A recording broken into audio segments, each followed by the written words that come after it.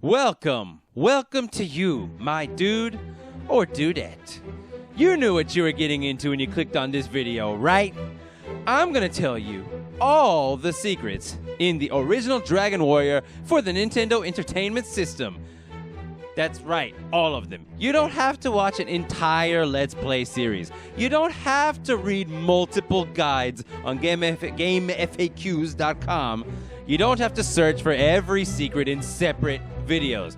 They're all here, all accumulated together into a single pool of radiance in which you may bask. Oh yes, feel the glory of the Dragon Warrior Secrets video. I got a lot of these secrets from H.C. Bailey's Let's Play series. He is your man if you want to see a guy go through an RPG from start to finish and tell you every secret in the game.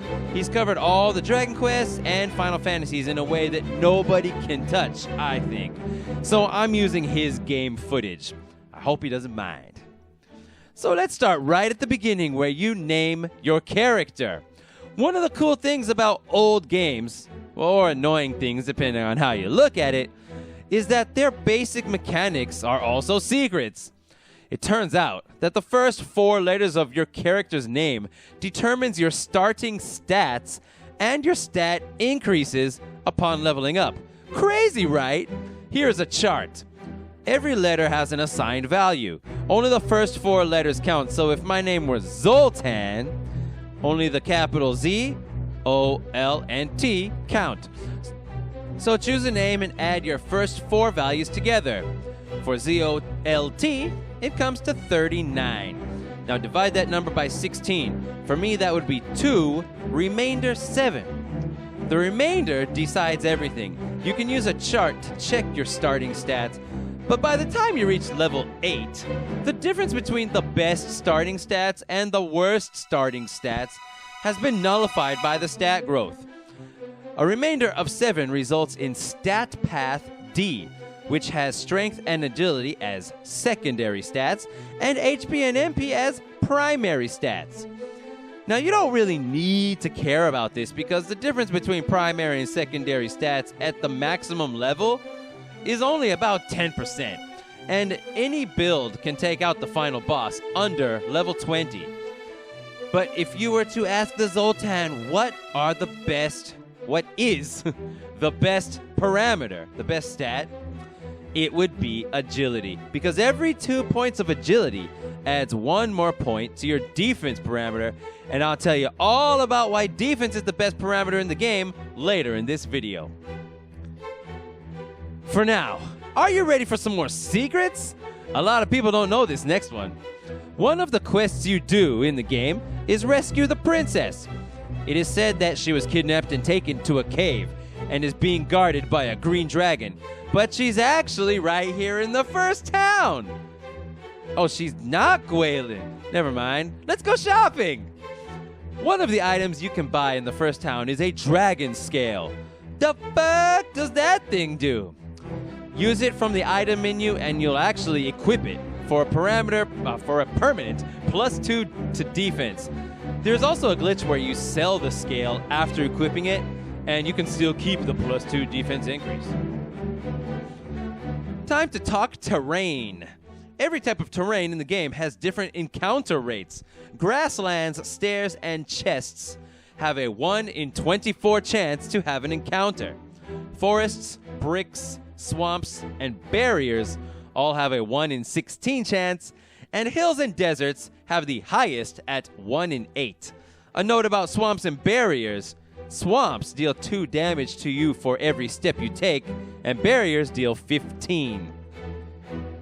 When you get outside after doing your shopping, it's time to grind because you need to get that heal spell at level 3, and you need 180 gold to get a copper sword, right?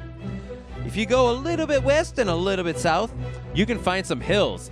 This is the best place to grind, thanks to that 1 in 8 encounter rate. But beware! The southernmost row of hills is called the Scorpion's Nest. You need to be at least level 4 and have the hurt spell if you want to survive an encounter with a scorpion. After you reach level 8 or so, you can go into the Mountain Cave. This cave has some interesting treasure chests. One contains a fighter's ring. And you know a ring called the Fighter's Ring is going to be useful. But I guess it's glitched because it doesn't do anything. But if you wear it and talk to this one guy in Rimeldar, he'll ask you if that is your wedding ring. And that's everything you can do with the Fighter's Ring. Another chest in the deepest part of the mountain cave has over 100 gold pieces in it. Sweet! That is like 15 battles worth of gold, yo. But that chest actually has a 1 in 32 chance to instead contain a death necklace. If you are so lucky, you can sell that son of a bitch for 1,200 gold pieces, brah. Whatever you do, don't equip that necklace, because it's cursed. If you are cursed, the guards at Tentacle Castle will prevent you from entering, which means that you'll never be able to save your game. Although I wonder what happens if you die while wearing it. Do you still wake up in Tentacle Castle? There is one more interesting thing about the chests in the mountain cave. If you have a magical key and you open all the chests in the cave and then die while still in the cave, wake up at Tentacle Castle and use the key to enter the treasury, you can collect the chests in there infinitely. You'll pick up the gold and the game will be glitched and think that you haven't actually opened the chest, no matter how many times you obtain its contents. It's only a small amount of gold though, so you might as well just fight enemies for it since you have to grind for experience as well. Let's talk items and magic. Torches light your path inside of dark dungeons. They light up a diameter of 5 tiles and they never go out until you leave the dungeon. The Radiant spell lights up a diameter of 7 tiles for 80 steps, and then it shrinks down to the same diameter as the torch for another 60 steps, and then it lights up a measly diameter of 3 tiles for another 60 steps. Once Radiant illuminates less than the torch, you ought to recast the spell. Fairy Water prevents encounters with weaker enemies for exactly 128 steps. The Repel spell does the same thing. How weak is weak? Enemies whose strength is less than your defense will not attack you. The Silver Harp summons a monster to fight you. The monsters you can encounter with it are slimes, red slimes, drakies, ghosts, magicians, and scorpions. All are early game enemies and all have roughly equal chances of being summoned. Speaking of enemies whose attack is less than your defense, now I'm going to tell you why. Agility is the best parameter in the game, and why you should go for high agility growth when choosing a name. As I said, every 2 agility adds 1 point to your defense. When you're in the middle of the game, you might have defense that is just 1 point lower than your enemy's strength and take like 15 damage per attack. Then you level up and now you have just 1 point of defense higher than your enemy's strength. It is only 1 level up and it's only a difference of a few points, but suddenly you're going to be taking just 5 damage from enemy attacks. So yeah, agility is the best parameter. Agility also aids in running from battles. The higher your agility, the more likely you are to succeed at running. Sometimes monsters run away from you. If your strength is more than double that of your enemy, there's a 25% chance that they will run away every turn. Another thing about escaping battle is that if you put an enemy to sleep, you are guaranteed to successfully flee from battle. Nice touch. Monsters don't always have the same amount of HP. Any monster you encounter could have anywhere between 100% and 75% of its maximum hit points. The less HP a monster has, the less gold it gives you.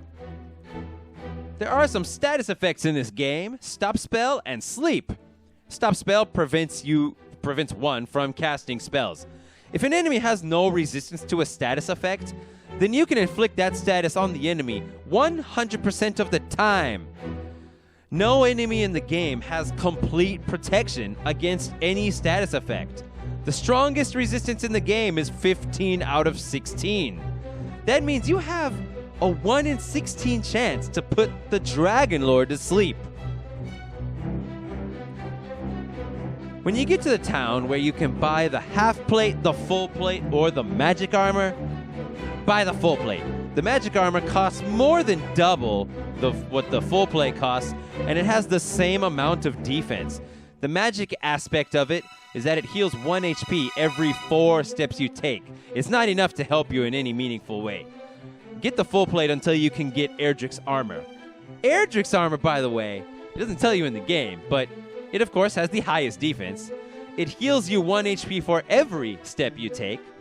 It nullifies swamp damage, nullifies barrier damage, completely protects you from stop spell, and it reduces magic and fire damage. Not bad. It turns out, saving the princess in this game is completely optional. Even if you do it, the king doesn't have any heartfelt thanks for you or anything. If you do decide to save her though, thou must carry her all the way home. And guess what? If you carry her all the way home, thou must love her. The Axe Knight, which is a boss in the game, respawns over and over again. If you just step on the tile again, he's there again. Use him if you want to grind to the maximum level of 30. And finally, the last secret, if you can call all of these secrets, the last one in Dragon Quest is you cannot crit the Dragon Lord. That's interesting. And that, my friend, is pretty much every secret and useful mechanic in Dragon Warrior. I didn't tell you any boss strategies or how to solve the puzzles in the game. You should figure that out for yourself if you haven't played it yet. I would love to make more of these secret videos. There surprisingly aren't that many out there. They're just full-on Let's Plays and videos about singular specific secrets. There is a video with 100 FF7 secrets. It has millions of views, but it has no commentary. And there's one about how to utterly destroy Disc 1 of Final Fantasy VIII as well, which also has millions of views, but no commentary. So if you'd like to see more of these every secret videos, hit the thumbs up button and leave a comment telling me what game you'd like me to research. Thank you very much. This has been the Legendary Zoltan.